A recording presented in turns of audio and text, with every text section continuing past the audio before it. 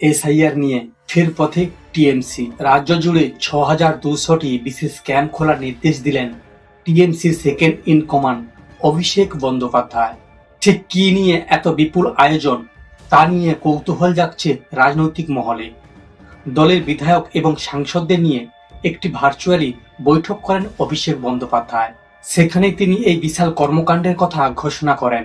প্রতিটি বিধানসভা কেন্দ্রে অন্তত ১০ জন তৃণমূল কর্মীকে এর সঙ্গে অ্যাক্টিভ থাকতে হবে। বিধায়ক এবং সাংসদদের এই কড়া নির্দেশ দিলেন অভিষেক বন্দ্যোপাধ্যায়।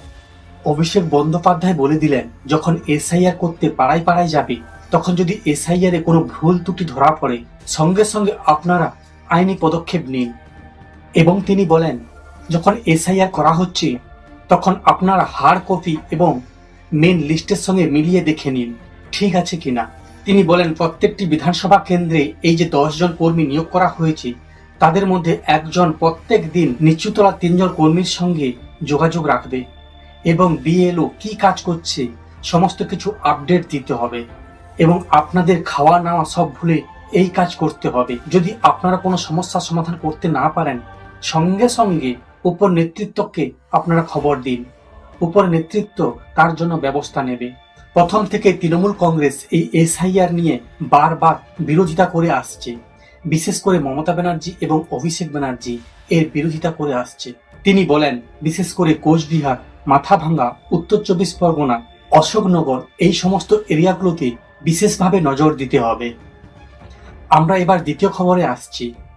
ফের এসআইআর এর পক্ষে জোরদার সওয়াল করলেন বিরোধী দলনেতা শুভেন্দু অধিকারী। সঙ্গে তৃণমূল কংগ্রেসের এসআইআর বিরোধিতা নিয়েও তিনি সুর চড়িয়েছেন। ভোটার তালিকায় কেন্দ্র যে নিবিড় সমীক্ষা করছে তা নিয়ে বলেছিলেন অভিষেক ব্যানার্জি। এবার সেখানে সুর চড়িয়েছেন বিজেপি সাংসদ শুভেন্দু অধিকারী।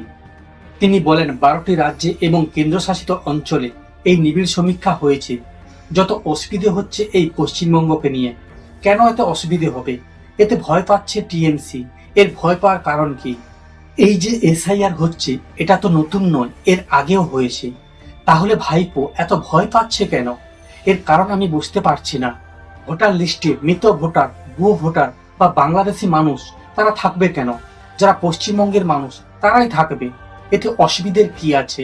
কোনো বাংলাদেশি মুসলমানকে পশ্চিমবঙ্গে রাখা হবে না। আপনারা যত চিৎকার করুন এবং যতই বাধা দিন। বিহারেও আমরা করে দেখিয়েছি, পশ্চিমবঙ্গেও আমরা করে দেখাবো। আপনারা প্রতিবাদ করে কোনো লাভ করতে পারবেন না। সমস্ত খবর দেখতে এই চ্যানেলের সঙ্গে থাকুন। ধন্যবাদ।